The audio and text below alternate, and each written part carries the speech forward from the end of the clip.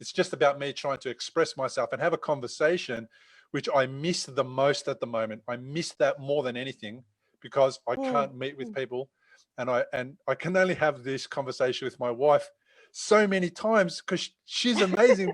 She's probably sick of hearing me, and she wants respite. She doesn't want to hear from me.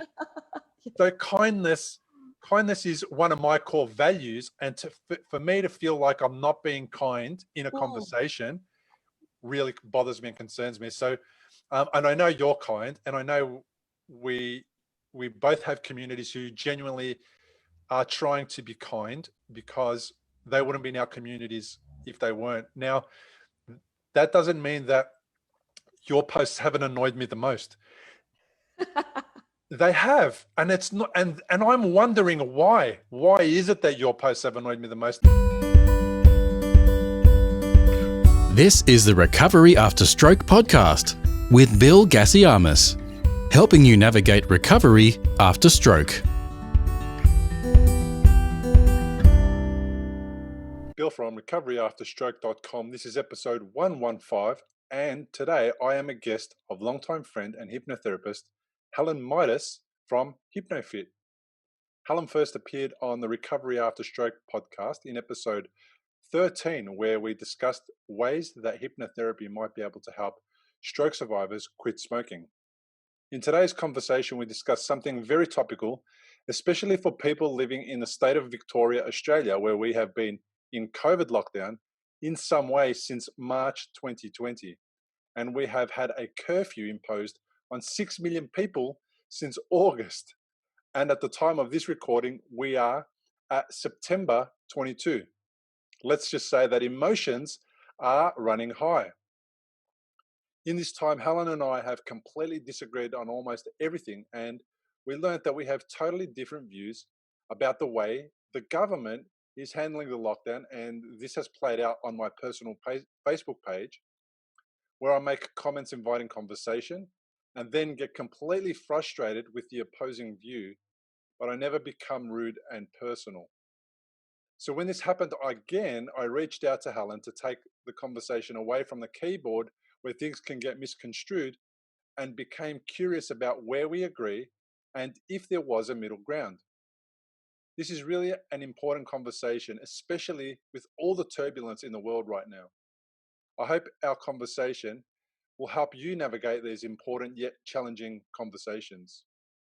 Now, before we get started, if you have ever wondered what else I can do to help you with stroke recovery, you should know that I have set up a few recovery after stroke support packages where stroke survivors can come into a community while trying to get better on their own and get help from people who are already further along in the recovery timeline.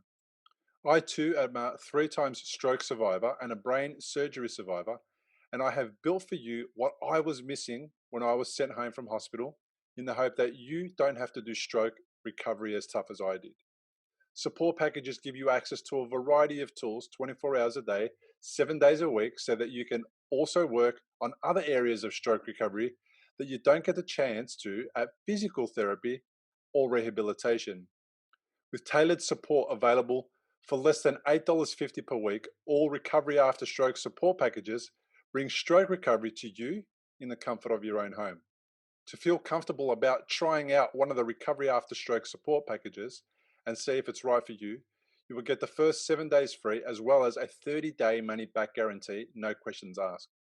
As a bonus, you will get 2 face-to-face Zoom support calls with myself to take your recovery to the next level.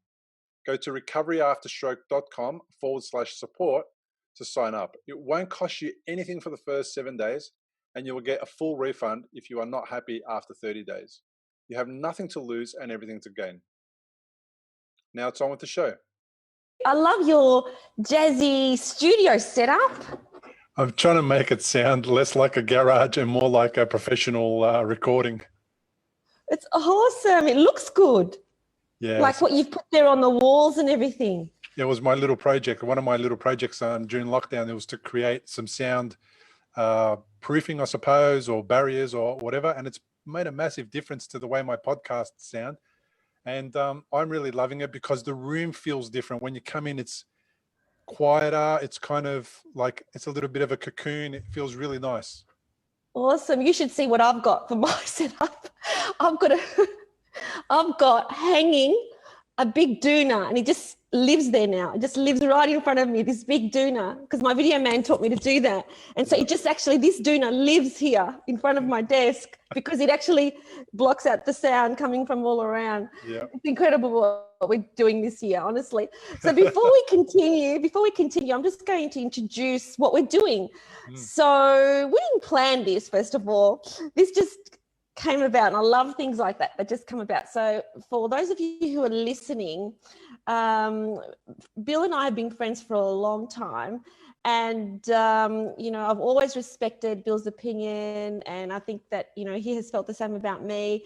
And it's interesting that during this time and during this year 2020, when we're thrown with a different reality, we find ourselves disagreeing with people that we are surprised that we're disagreeing with them, because, prior to 2020, this is the thing, right? Prior to 2020, usually we could predict the way people would think, and the people that were in our circle pretty much thought the way we thought. But 2020 has put that into disarray, and people who you thought were on the same wavelength as you are not necessarily seeing things the same way as you. And so this played out this morning, and it's been playing out all year for Bill and I.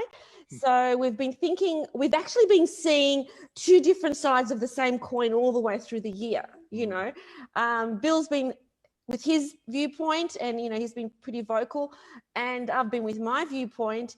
And today played out again, whereby Bill put up a post on his personal page about the way that he saw a situation unraveling in Victoria. And I had, of course, the opposite view to that. And rather than, seeing what a lot of people do around the place, Bill, to your credit, you've always been respectful. And what Bill then did was he private messaged me directly after and said, I see that we don't see things eye to eye, but I also respect your opinion. How about we have a talk about it? And I thought, wow. I thought, let's have a talk about it online, because I think this is the important thing here, what Bill just did, which is acknowledging I see things different, he sees things differently, but when we're actually talking, as opposed to behind a keyboard where you can write things that are not so respectful, as soon as I saw you, it connected to our friendship. Yes. As opposed to a post, where it's not personal. And as soon as I saw Bill just then, it connected to the fact that I really like Bill, I really respect Bill, he's got an amazing story. And, it doesn't matter that we have opposing views. I'm still the same person like I was in 2019, and Bill's the same person that he was in 2019. We just happen to see things in a different way. And so Bill said, how about we just talk about it? And I said, why don't we talk about it publicly? And he goes, I'm up for it. And that's it. We haven't had any kind of talk before that. So it all sort of played out online and in the public arena.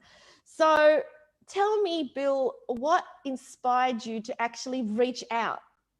I think I've every post that I've made this year, I think, is actually me reaching out to the people who I'm friends on Facebook with, because I don't just have friends.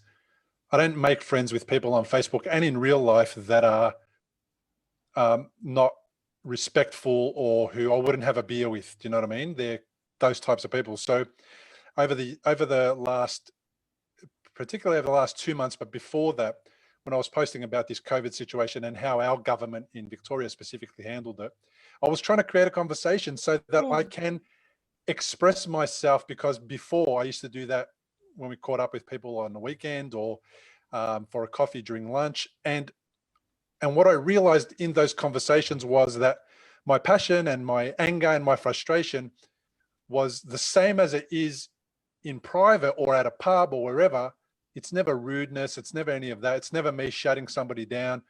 But I noticed that I couldn't express myself correctly in typing because I don't have I don't have that face-to-face thing where people actually can see that you're not having a go at them and that you don't want to smash them and you're not being rude, you're just talking and you're being passionate.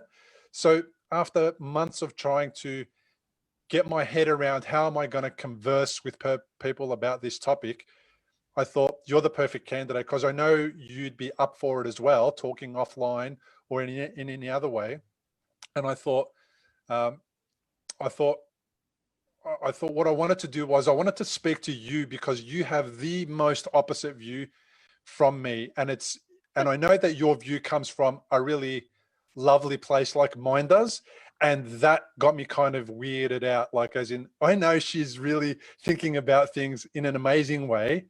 And she has the completely opposite view from me. And I have a similar thought process myself. I want the best for people. But what I have realized is that you tend to be on the allaying my concerns, which at the time I feel like I don't want you to do, but I'm glad you do it. And I tend to be on the pointing out the stupidity in my eyes of what a government has or hasn't done. So you're kind of coming in trying to smooth things over, and I'm trying to go, did you see what these idiots did? And it was like, I think I needed to have this conversation face to face so that you can do that to me in person, even though I disagree with those idiots. You could calm me down and allay my concerns and just get me breathing or something. I don't know what, like that's kind of that's why I reached out. I really love that. I really love that you did that. And it shows real character, it really shows character in that we were both disagreeing online about what our government's, latest action is. And you reached out and said, let's talk about it. And I think that, when you did that, I really thought it was important that I put this online. And I'm going to take this video and I'm going to put this as a newsletter. I'm going to send it to all my database because I think this is a very important message. And the message is, I don't have to convince Bill of anything, actually. And Bill doesn't have to convince me of anything because it's his view. And who's to say my view is right? Who's to say his view is right? Who's to say his view is wrong? Who's to say my view is wrong? But when we get triggered, because we are triggered, all of us are triggered, and especially this year we're triggered. Something is triggering us to respond in such a way. We want to prove the other person wrong and we want to prove ourselves right. But at the end of all this, what's going to matter is how we treat each other. Yeah, I really hated the thought that perhaps how I was responding was making people feel uncomfortable. And some people did write in my posts, they wrote stuff like, obviously we disagree and I will probably stop commenting on your posts. And I was like, no, I don't want you to stop commenting because you disagree with me. I need to hear the opposite view, even though I don't like it, because believe it or not, I don't think the sun shines out of my ass. I don't think that I have all the answers and I'm correct. I'm putting it out there so that maybe somebody can throw something in my way that I can consider for a moment and go, I wonder if they have a point, and I wonder if I bring that into my point of view, will that make it easier for me to get through this speed hump that I've come up to? Mm-hmm. And for me, that's what they seem like. They seem like speed humps. And when I reach out in this way by posting live or posting on Facebook, it's like I'm looking for people to help me over the speed hump. And I'm not happy about the speed hump being there, but maybe they'll help me over it, which means I don't want to discourage them from coming to help me. I just want to tell them that I'm at a speed hump and I'm struggling to get over it. And this is what I feel and think. And hopefully your response is going to make me feel or think differently. And I'm not getting mad at anyone who has a different viewpoint, even though it might seem like that in writing, because I don't have the skills to clearly portray my, my fullest, deepest emotions and desires and feelings in writing. Like we can't do that. It's such a small. Exactly. I mean, emojis help us. Thank God. Like if it wasn't for emojis this year, like I would be misunderstood everywhere. Thank God you could do that. Or love heart, I still like you kind of thing, because if it wasn't for that, it'd be even worse. But, you're not typical, Bill, because most people are not putting their opinion so that somebody else can bring another opinion. Yeah. Most people are putting their opinion so that they can feel supported in their opinion. Yeah. Well, that's what most people are doing. Yeah, I've got to say though, it does help when you feel supported because that means that you're not completely crazy. There's some other people that think like you, and that's cool, right? That people think like you as well. That's also cool. But it's definitely not enough for me because if 20 of us are thinking in the way that I'm thinking and we're all frustrated to heck, well, I don't see that being as completely good. I just see it as creating more frustration to beyond heck. So it's kind of like, Yeah. all right, how do we all relate to each other and then find another path forward? Because when I get to that speed hump, I feel stuck. And what I would rather feel is like there's still a path forward because there are infinite ways to get beyond an obstacle. And I'm only looking at one way. Yeah. And I want to Yeah. be reminded what might be another way. Yeah, and of course, and we're all making assumptions based on our own experience. So, for instance, I'll give you the back end story to, my reaction to your post was that, I had a friend call me a few days ago, and she started basically the same sort of stuff that you've been saying, all about, heavy-handed, the numbers are down, they're still not doing it, he just wants to control. And I said, Chris, this is my friend Chris, and I said to her, have you even listened to one full briefing that the premier's given? Because I've listened to every day to the full briefing. It sounds like you haven't, because you haven't got the information you have. She says, no, I haven't, and fair enough. She works, she's still one of the ones that does go into an office. And so, and she's got a child and all the rest of it. And she says, Helen, you're the only one that has given me the opposite view. No one else has given me that view. But I said to her, how many of your friends have actually listened to the briefing? And so then you put a post up today with the same sort of ilk.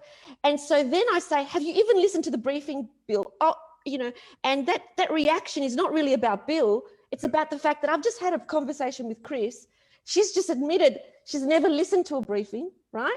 And you may have, but what we're doing is we are, as humans, what we do is we gather all the information that's not even relevant to the moment and we bring it to the moment. So the information that I've got is the people I'm talking to don't even listen to the briefings, and they come up with these conclusions based on media reports. And therefore you say something similar, and then I base my preconception on what you're saying. Yeah. And I'm putting you in that category of people that are not listening to briefings.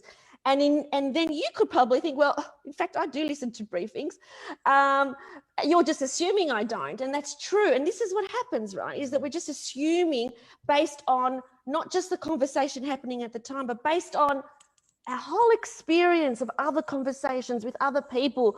And then people feel personally attacked because we're making it personal. And so you're seeing it play out all over the world. And it's hard. It's really hard not to make assumptions, not to want people to think the way you think. You want people to see the way you see it, but that's never going to happen. It's never going to happen. Yeah. Right? It's impossible. It's impossible because you've had, 100 different conversations to me.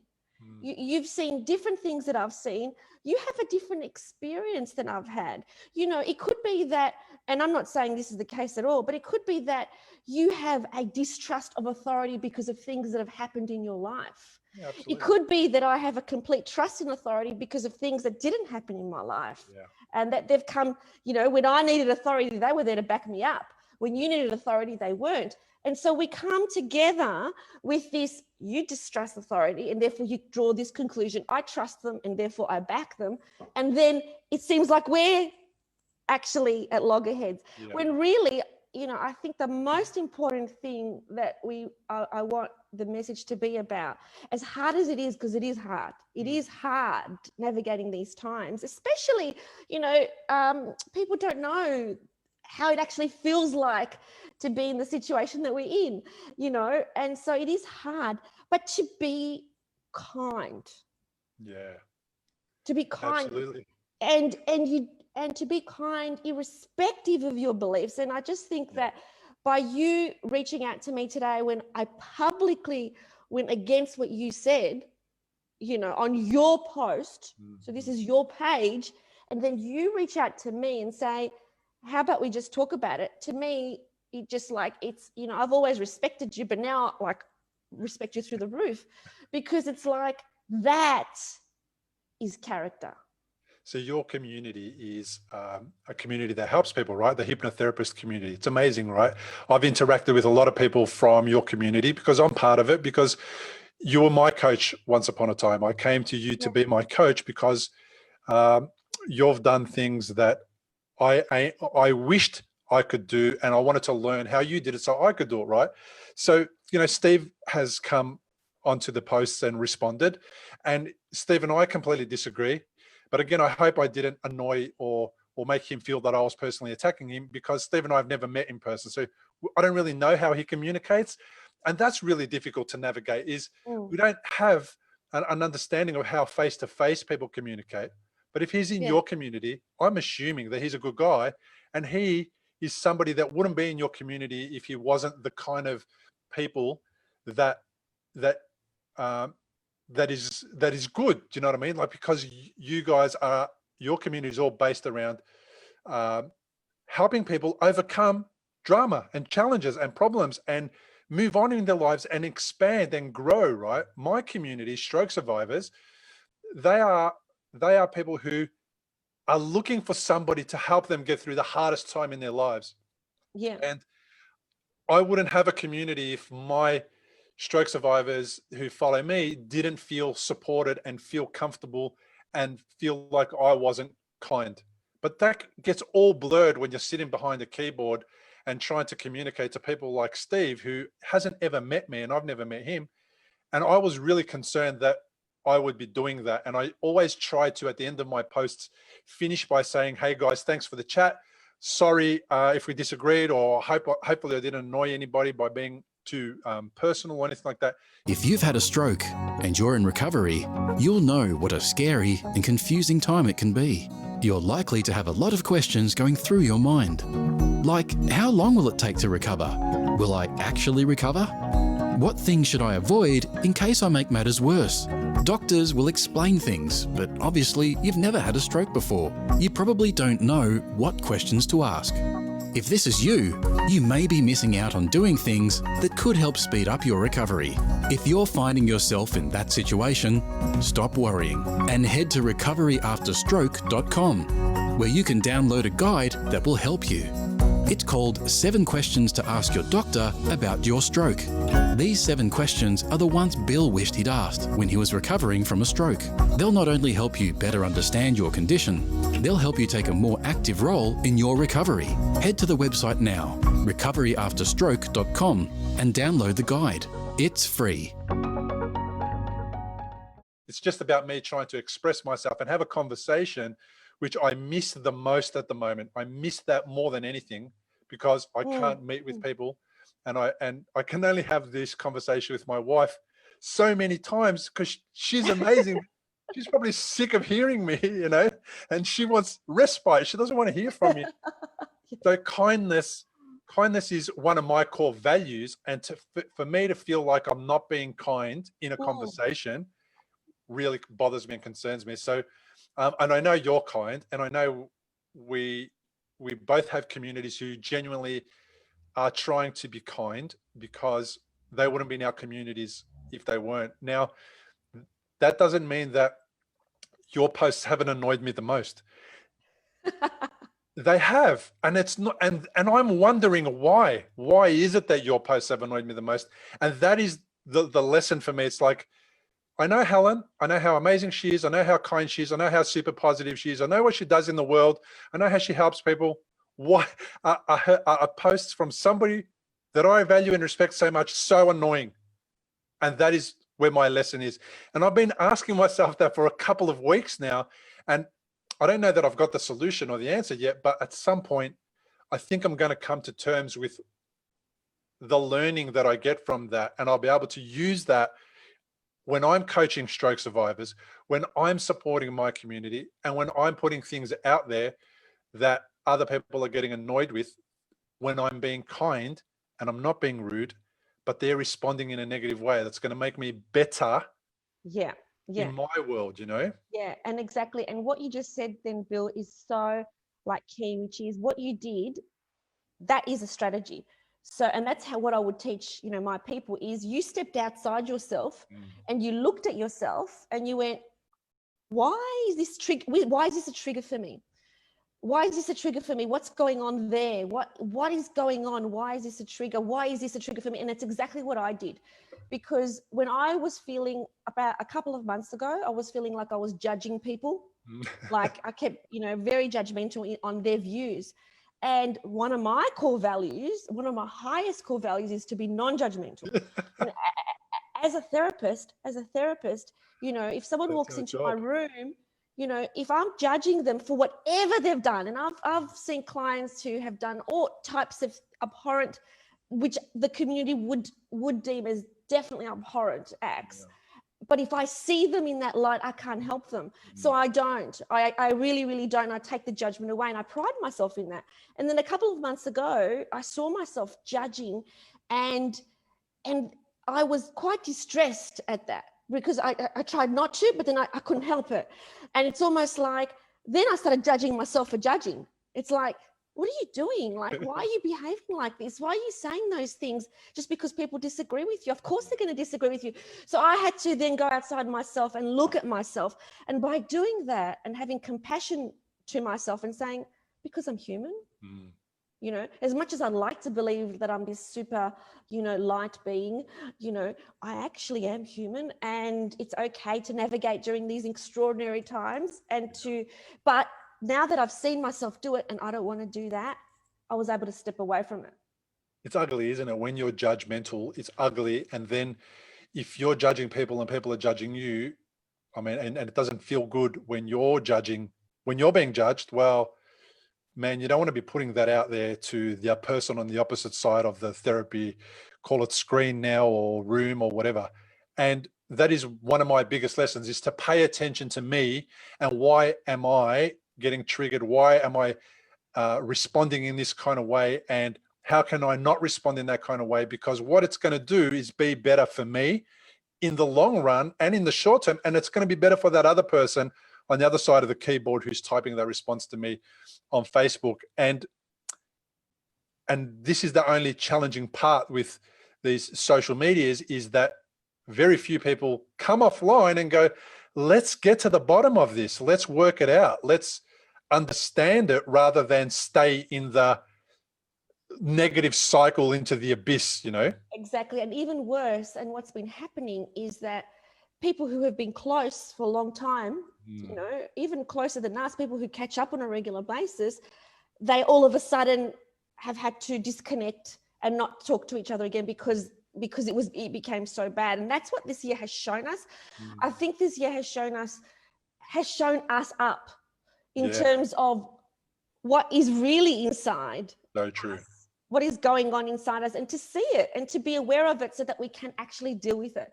So I think that all this is positive, that we are becoming very aware of who we are. I don't disagree with you, because I love what you said there about it's showing us up.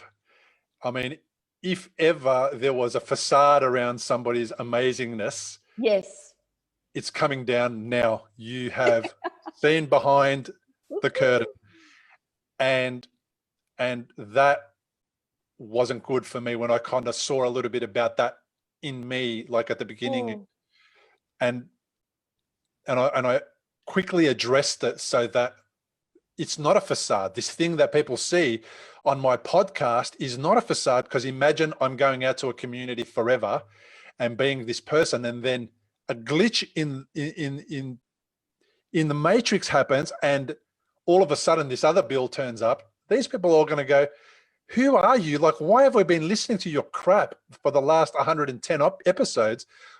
Why are we going to continue to listen to you? All the good work that I've done since 2015, out the window.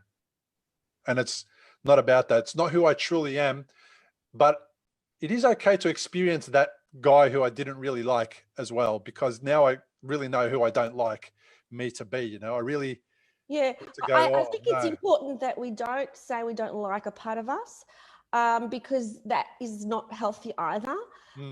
I think it's important to acknowledge that that was something that we were navigating at the time, and we did the best we could, but we don't have to to do that again. You Yeah. know, we can Yeah.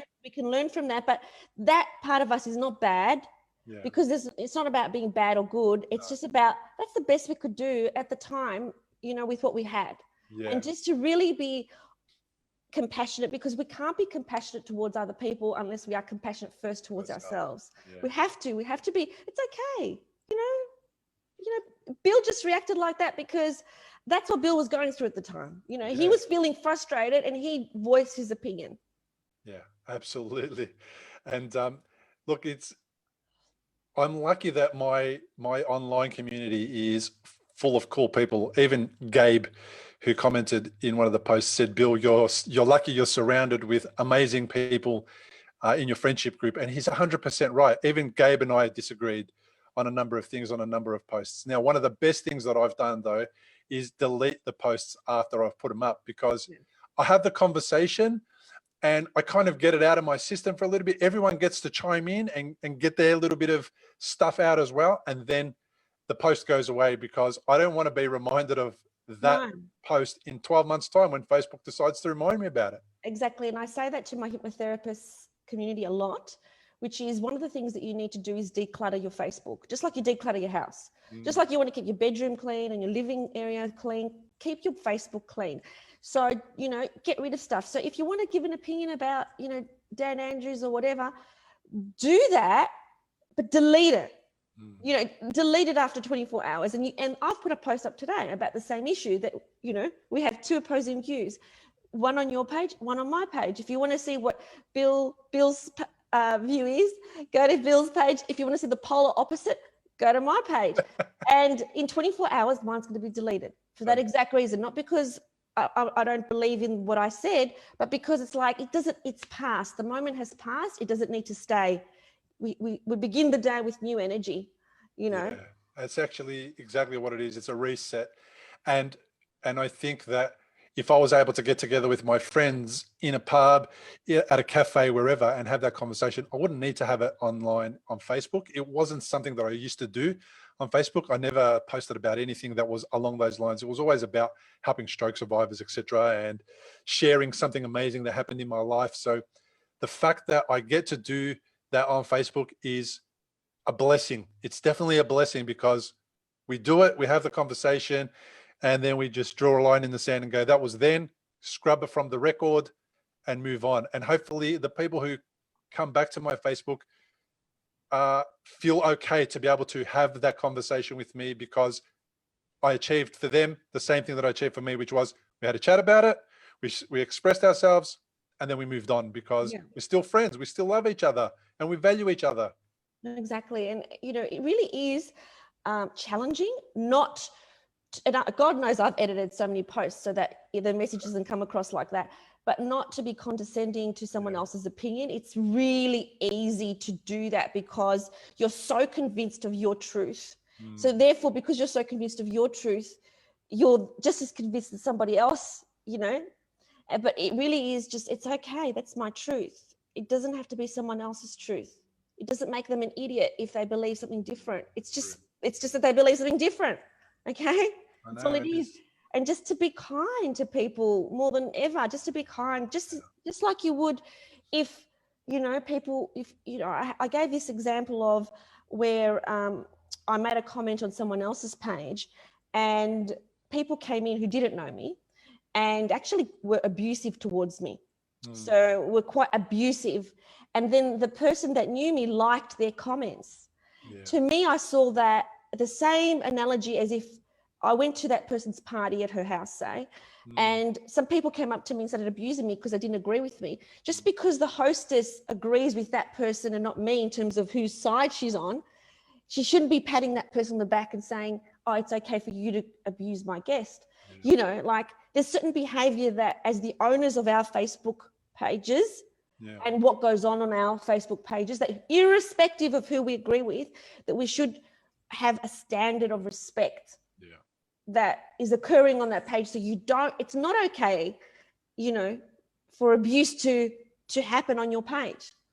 Absolutely not. It's not okay for abuse to happen anywhere. And especially when we don't know, more than ever, we don't know what's happening for the other person because we're not in front of them. We can't judge from their expressions, from, you know, their stress levels in their face, you know, with their body.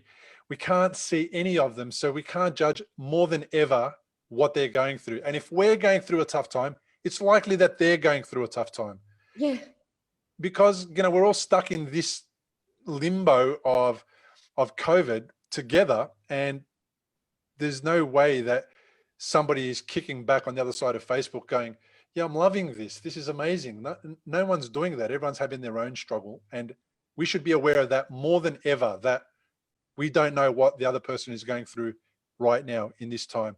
And what we might be able to do by having a conversation is help them vent. And if we can help them vent like they've helped me vent, then I think that's a great thing to add to this online world.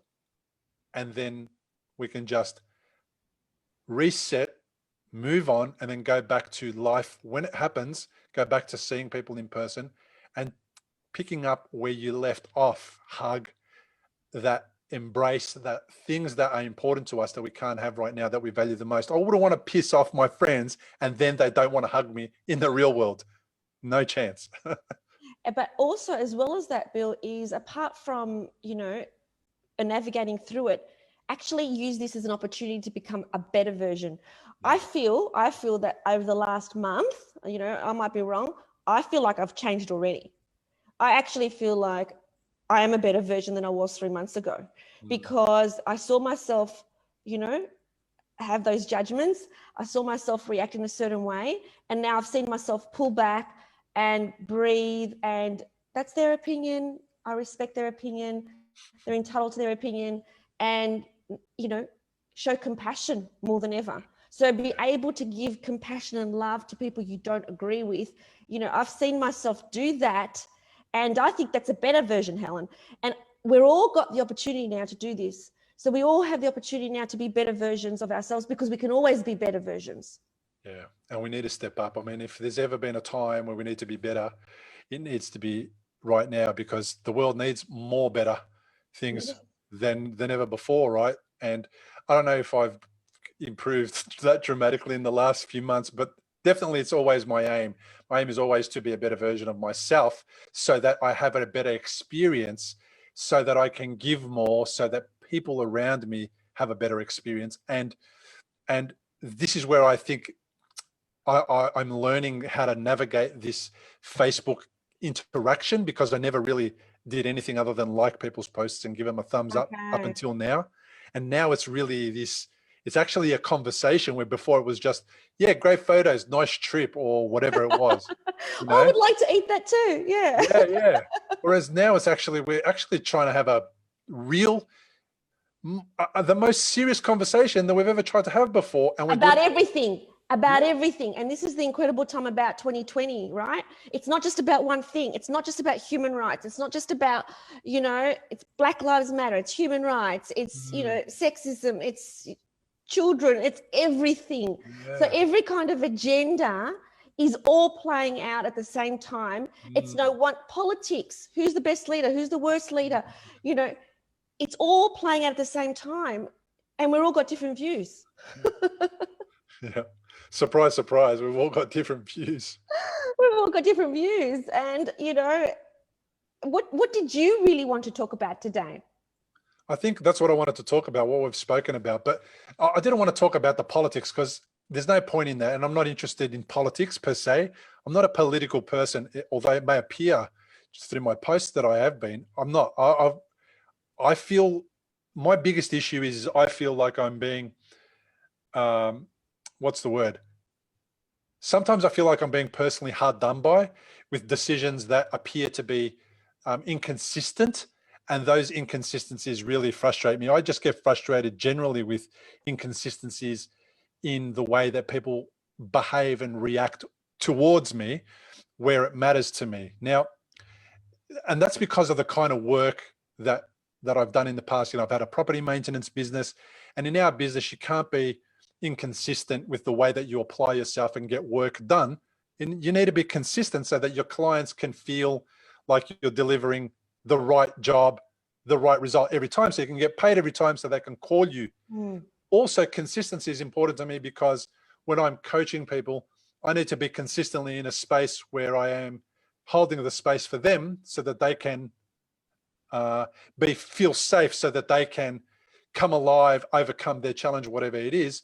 So consistency is one of my values. And when I appear to see it in public, by a public figure in the way that they apply a law or a rule, and I've been doing, quote unquote, the right thing, then I feel like I'm personally getting, I'm getting singled out, for example, perhaps, that that a certain group can behave this way and a certain group can't behave this way. And lately I've felt like I've been on the I'm not allowed to behave this way group, and I feel like I'm getting punished for it. And it happens in waves, right? So many days I won't post about it, but today I posted about it because it was kind of like, oh, here we go again. Once again, I feel like I'm being singled out, and why would that person single out all the people doing the right thing, and the people that are doing the wrong thing are getting a slap on the wrist? Now, your response makes sense to me, and the response that Steve had makes sense, and Gabe had makes sense. So we'll just give a bit of context to anyone who's listening, because they may not understand what we're saying here, because I think it is relevant, and it's a perfect example of how two people can see things completely differently. And what you said there about your value also plays into that. So what actually happened here in Melbourne was that we have strict rules at the moment in terms of what we can and can't do. And if we break those rules, we will get fined, and we have been getting fined. Now, what's actually happened recently is that somebody, 4 or 5 families have been visiting each other against the rules, though that one person who was infected with COVID has now gone to 40 people. So 40 people from one person has now been infected because they've been visiting each other. Now, even before the story broke out, I knew that the government would not fine these people, because for me, it would make no sense to fine them, because you're interviewing the family members. The first thing you've got to say is, tell me who you spoke to. I promise I won't fine those people, because we need to know who you spoke to. We've got to contain this ASAP so that 40 doesn't become 400, so 400 doesn't become 4,000, because that's the most important agenda right now in the state of Victoria, because we're nearly there. And what people instead were focusing on was the fact, well, it's not fair, that if I did this, I'd be fined, so why aren't they getting fined? But to me, it's always about the bigger picture. I always look at things from a bigger picture. Now, what you said makes sense, because what you said is your value is consistency because of your role. As in building maintenance, it's important for you to make sure that you treat every client the same. You can't decide to treat that client different to that client. So consistency is top of mind in terms of value. Whereas the way I see things is, yes, I'm a hypnotherapist now. I used to be a project manager, and I used to manage large projects. In managing large projects, my role as a project manager was always about the overall project. Sometimes we had to make decisions that seemed unfair. And some people, as a consequence, were a fallout of that decision. But at the end of the day, what I had to consider was the deliverable of the overall project. What is my intention with this project? I will do what it takes to achieve that, okay, as a project manager. Now, what you get there is you will always get people that feel hard done by, feel that you do your best to be fair, but at the end of the day, you have a project to deliver. And so the way that I saw the state of Victoria is, our most important deliverable at this very moment is not about finding a family $1,600. Our most important deliverable is to get to where we need to go to open up this state. We have to open up this state safely, and we have to open it up in a way that we do not go down into lockdown again, because we do not want that. None of us want that. No. So I would rather, I know a lot of people want, things to happen earlier rather than later. I'm of the reverse. I want him to be sure. I want him to make sure that we do not go into lockdown again. I'm always one who wants to do things properly and not half-assed, and I was one of the ones who I believed that the mask thing came in too late. So every time I saw a press conference, I would actually put, bring in masks, bring in masks, bring in masks, because I could see how that impacted numbers overseas. We got masks too late. Yeah. So a lot of mistakes were made. I absolutely agree with that. But I would prefer we do it properly, stay down longer, stay down longer and get this done. Yeah. So that we don't go down again, because Melbourne can't go down again, right? We want to be open and we want to stay open. You can see interstate, they're not even wearing masks. Overseas they are. Mm. You know, we want to be in a place in Melbourne where we're not wearing masks. We want to be in a place where eventually, you know, the numbers are so low and so contained, not eradicated, because they won't be, you know, we're not New Zealand, but they will be suppressed. And so whilst the Premier, you know, I've made it a point that every time it's the Premier's briefing, I go for a walk during that time so I can hear it. So I'm not wasting time. So I actually give him like the full hour and a half, 2 hours that he's been talking every single day. So this question that you put up, it frustrated me because for the last 4 days, the reporters have been asking this question, like the same question. He's giving the same answer and it's the same question and they still report it. They're reporting it. Why? Because they want people to say, that's not fair. We're doing the right thing. So it frustrates me because I feel like people are quick to go onto social media and complain, but have they listened to any briefing in full?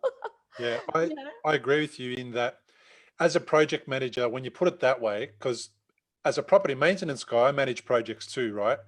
And that project, the most important thing is to deliver the project on time, on budget, and the quality that the client expects, so you can get paid. The same thing that I said before, right? And get more work, etc. People do it safely, the rest of it. So you put in place things that are going to rub people up the wrong way, as long as you get the result in the end and everything went well and no one was harmed and everything's amazing and everyone makes a buck. That's really the most important thing. The other side of that is that side where I put myself personally, when I'm listening to the Premier speak, I'm putting myself personally in the position of, man, if that was me, you would have fined me. And that's kind of what throws it out of whack for me. That's kind of like what gets me derailed. And if I'm thinking about me, if it's me that's listening to him rather than the project manager listening to him, then I'm taking it personally. The project manager in me is going, yeah, I get it. And that's why I also got your perspective on it. And that's why I wanted to talk about it, because part of what you're saying made proper sense to me. And the other part was like, no, this guy's still having a go at me. He's still attacking me. It's all about me. And I've done the right thing. And I'm not working, and I'm this, and I'm that, and I know people, and so on and so on. But there's nothing worse than me, in my mind, imagining us being in lockdown for another month or two. And I think one of my issues with our Premier in particular is the way that he speaks to me. It reminds me of one of my teachers who I disliked way back whenever. So I kind of get that comes into the picture. So I'm constantly aware of why he irritates me, amongst other things, and amongst the fact that I disagree with some of those things.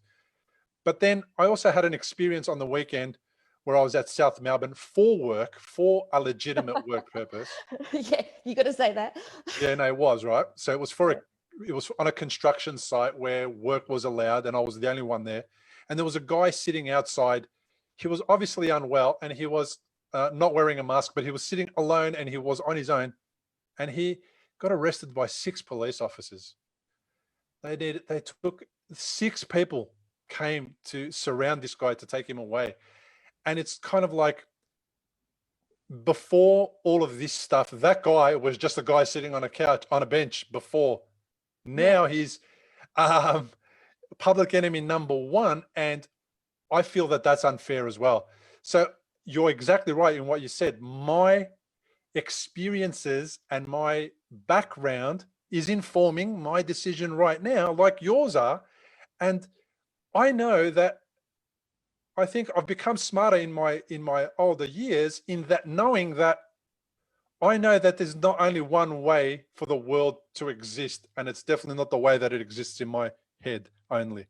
And that's why the most important thing for me is being able to get together and have the conversation and hear your point of view, so I can find where I agree with you, because I agree with you in so many places.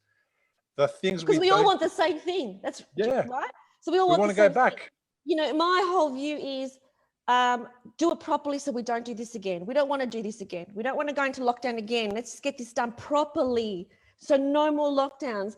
And you know what you said about the police, you know, from the other point of view, we've got one of our clients.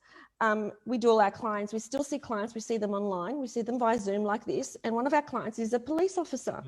And she was one of the ladies who was on the, you know, at the Shrine of Remembrance during one of the protests. Oh, yeah. Now, she had to stand there for 8 hours with full gear, you know, like very in an uncomfortable way. Yeah. And she was abused the whole day. And then she comes home and then her husband's complaining about the state of Victoria and, you know, the Premier and what he's done. And, you know, you can see, you know, so my heart goes out to, yes, am I saying that all police officers do the right thing? Of course not. But you'll find that in every profession. But now they're under the microscope like never before. They can't do anything without a camera. Imagine this, Bill, everything you do, recorded. Someone will be recording it. Someone will say you're wrong in doing what you're doing. Someone will post it and put it out of context. I'm not saying they're all out of context. Yeah. What I'm saying is you can bet that in some instances it will be, you know. And I feel for that police officer, and I also felt for that guy, you know, that got surrounded by 6 police officers and he was just sitting there. He wasn't doing anything. And it was just this place that we've got to is it seems like what you said, everything is polarizing. It's no longer just a bloke sitting there. It's a bloke doing the worst thing in the world. I mean, it has moved to that very, very rapidly. And we haven't had time to adjust to what does it mean to be sitting on a chair in public without a mask on now. 3 minutes ago, it wasn't a problem. So when I kind of go through all those things, like you're right, it's all got to do with my view of the world, which is generally positive and generally about making things better. And then it's also got to do with how I'm feeling. And it's also got to do with what I saw and how I dealt with that. And then it's also got to do with who responds to me when I say something. If Helen had a go at me and I felt threatened, I would definitely go, you know, bite back. If the conversation was able to be framed in a way, and hopefully I've done this now, by now I've framed my conversation so that people know they can comment on my posts. Yeah, and it'd be good if you actually share this onto your page as well. Yeah, I will, 100%. To actually bring it to, you know, to conclusion, conclusion that it's okay for us. And I love the conversation today because what it's shown up is all the reasons as to why we think differently. You know, you said Dan Andrews reminded you of an ex-teacher, but the thing is, because of all these things happening at the subconscious level, we're not aware of them. Correct. We know we have this belief and this is our truth, but we don't know why.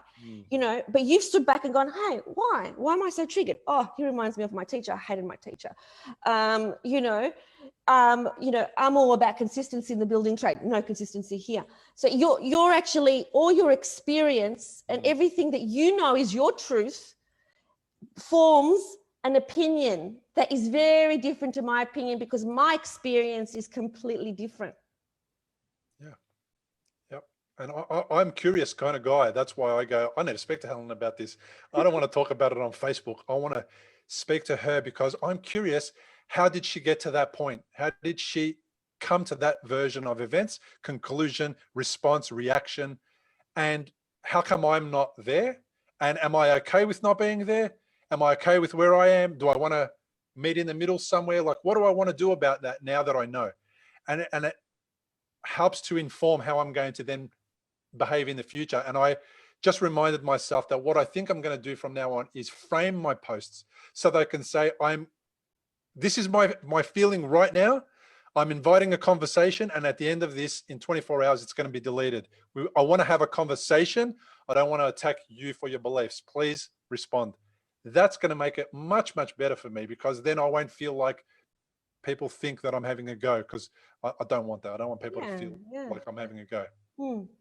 And I guess for me also, it's about, well, what truth serves me? So what truth actually serves me to feel to feel good and to feel safe. And I think that's important too, because a lot of people are buying into there's a lot of fear going on around now in terms of different fear paradigms. And so why buy into that fear? Because to me, that's the crux of my work in terms of anxiety. Okay, that's the crux of it, is imagining something going wrong. So why buy into this, 5G story? It hasn't happened yet. Yeah. Okay, it might happen, but it hasn't happened yet. And lots of things might happen, but do we need to buy into that as our present moment reality? We don't. Yeah. So I think that this has been a really, really fruitful discussion, because you Absolutely. can see how two different people have had two different opinions on the way that 2020 has come out, but really both of our intentions are good. Yes. Okay, I want what's best for the world, you want what's best for the world. We just have different opinions, and most of the time that is the situation for the human race. Most of the time, not all the time, but most of the time people mean well. Yes, absolutely. I think that's where it comes from more than anything, is these, and I dare say, like, even the protesters, they mean well. Underneath their turning up and protesting in a lockdown, which I disagree with, I think that what they're doing is they're intending for something good to come from that, whatever in their worldview is good. And I appreciate them for that. I don't appreciate them being out in protest during a lockdown. Yeah. But So I understand why they're doing it. You see both views. Yeah, I understand why they're doing it, but I wouldn't be there. I'm not going there. I won't be supporting their cause in that way, because it's the wrong thing to do during a lockdown. Yeah.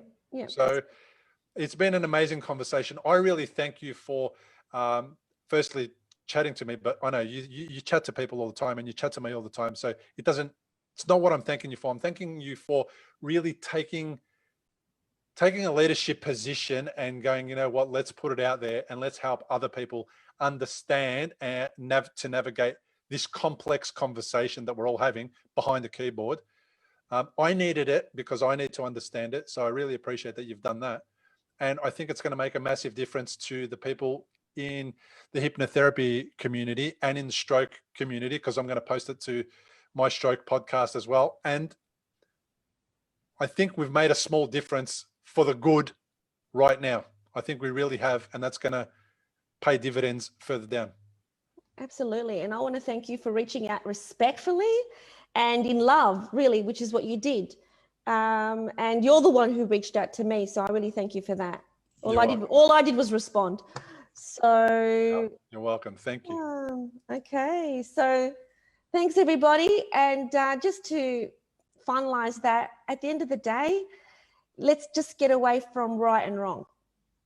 Let's just move away from it. It's your truth, but you don't have to prove someone else wrong so that your truth can be right.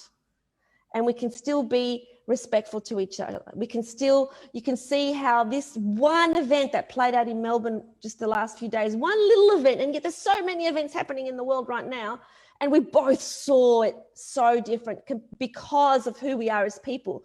Not because one of us is smarter and one of us is, not as smart, but because we just have different life experiences and we see it different because we're different people. So that's all it is. Awesome. Thank you, Bill, for saying yes to this. Thank you so much. Thanks, Helen. Thanks for listening to this episode. If you like this or any other of the Recovery After Stroke podcast episodes, hit the like button if you're watching on social media. Give us a thumbs up if you're watching on the YouTube channel, and give the Recovery After Stroke podcast a 5-star review on your favorite podcast app. Doing that will make the podcast more visible to other stroke survivors that are doing it tough right now, and it could help them feel inspired and feel better about the road ahead. Thanks for tuning in.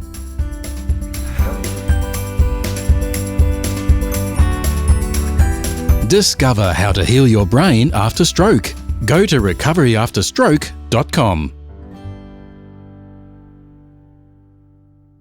Importantly, we present many podcasts designed to give you an insight and understanding into the experiences of other individuals. Opinions and treatment protocols discussed during any podcast are the individual's own experience, and we do not necessarily share the same opinion, nor do we recommend any treatment protocol discussed. All content on this website and any linked blog, podcast, or video material controlled this website or content is created and produced for informational purposes only and is largely based on the personal experience of Bill Gassiamis. The content is intended to complement your medical treatment and support healing. It is not intended to be a substitute for professional medical advice and should not be relied on as health advice. The information is general and may not be suitable for your personal injuries, circumstances, or health objectives. Do not use our content as a standalone resource to diagnose, treat, cure, or prevent any disease for therapeutic purposes or as a substitute for the advice of a health professional. Never delay seeking advice or disregard the advice of a medical professional, your doctor, or your rehabilitation program based on our content. If you have any questions or concerns about your health or medical condition, please seek guidance from a doctor or other medical professional. If you are experiencing a health emergency or think you might be, call 000 if in Australia, or your local emergency number immediately for emergency assistance, or go to the nearest hospital emergency department. Medical information changes constantly. While we aim to provide current, quality information in our content, we do not provide any guarantees and assume no legal liability or responsibility for the accuracy, currency, or completeness of the content. If you choose to rely on any information within our content, you do so solely at your own risk. We are careful with links we provide. However, third-party links from our website are followed at your own risk, and we are not responsible for any information you find there.